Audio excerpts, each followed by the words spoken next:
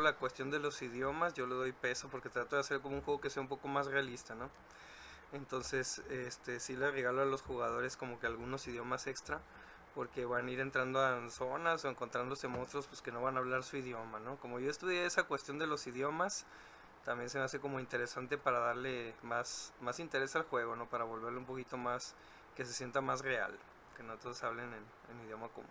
Pues miren, esta aventura, el trasfondo es que era una comunidad de druidas enanos, por azares del destino, que entraron en conflicto con las hadas, ¿no? Entonces el calabozo tiene inscripciones en varios idiomas. Algunas son bilingües y algunas no. Entonces, por ejemplo, en la primera sala que entraron, haz de cuenta que en estas salas van cruzando el ciclo de la vida, ¿no? Entonces empiezan en la sala de la vida elemental y ahí se hallaron con un elemental. Entonces un elemental de agua pues les habló en idioma elemental y como no lo tenían, pues pelas, ¿no? O sea, ya no pudieron pasar ese acertijo y tuvieron que abrirse camino a golpes, ¿no? Pero luego encontraron pues algunos acertijos en silvano, en enano, y pues de plano si no hubieran traído un jugador que hablara enano, un personaje que hablara en enano, que por suerte sí traían, pues hubiera sido también una experiencia muy diferente. Y sí, bueno, lo que mencionabas de poner cosas de la vida real, ¿no? Pues sí, el rol también se puede utilizar para cuestiones educativas, ¿no? Le metí así como un tema ecologista, ¿no? Entonces, fueron atrapadas por la hada que era la guardiana del bosque, por meterse en un estanque sin pedirle permiso. Y para ver si eran dignos, pues les puso acertijos como del ciclo de la vida, ¿no? Entonces empezaron en la cámara de la vida elemental, de ahí a la cámara de la vida primordial, que es la cámara de los hongos, luego a la cámara de la vida vegetal, animal, y ya a la cámara de la vida pensante, que es donde descubrieron pues toda esta trama, ¿no? De que había habido una guerra entre elfos entre enanos y hadas, y es por eso que el hada decidió atrapar a todos los seres pensantes que cruzaran el bosque, ¿no? Incluso de hecho, bueno, pues como tal se supone que seguimos más o menos las cosas del mundo real, ¿no? Entonces ahí en varios laberintos pues también les ponía que tenían que aplicar pues ciertos principios de la física, ¿no? Tenían que, por ejemplo, en unos espejos, colocarlos en cierto ángulo para que fueran reflejando la luz, ¿no? Y hasta que llegaran ahí a una planta que tenían que revivir con los rayos solares, ¿no? Entonces también es esa cuestión del ingenio que a veces uno les pone pues, esta clase de pruebas, ¿no?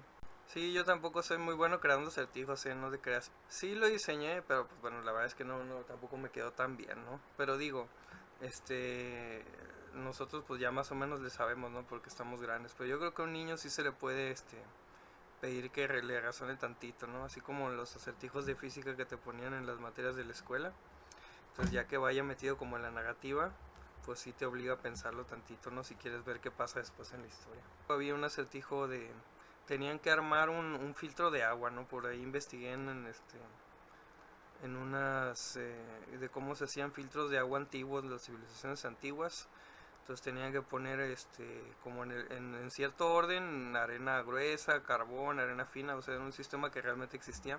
Y precisamente ese día fue un jugador que es ingeniero, ¿no? Entonces, me sorprendió, ¿no? Porque a la primera se dio cuenta de que tenían que armar un filtro porque las piezas, pues no decía realmente lo que tenían que hacer, nada más vieron que había unas cajas de diferentes materiales que cabían ahí en el distribuidor de agua y sí lo armó así como la primera, ¿no? Entonces hay veces que los jugadores ahí te sorprenden y sí pasaron el acertijo, ¿no? Nada más el que les dio el guardián, como no hablan el idioma, pues ese sí no lo pudieron pasar. Todavía estoy de hecho reclutando para una aventura que a ver, esperemos que el próximo domingo empecemos.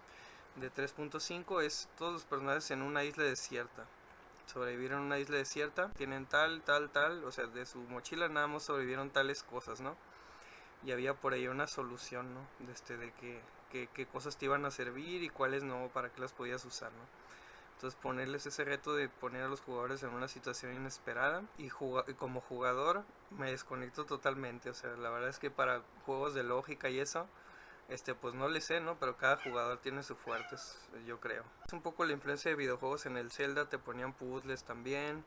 Había un juego de Super Nintendo, de hecho, que se llama Lufia 2. El Lufia 2 es también un juego de rol, así parecido como los Final Fantasy y así. Pero tiene un montonal de acertijos. Y casi siempre son como de, mire, tienes que mover este objeto para o sea, bueno, no sabría cómo decirles, de estos rompecabezas donde si mueves un objeto se mueve otro y tienes que saber como en qué orden moverlos, ¿no? Para abrir los caminos.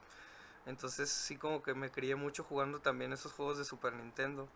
Y de ahí pues también agarré como la idea de que ay, en un dungeon tiene que haber acertijos, ¿no? Es como una parte importante ahí de la historia.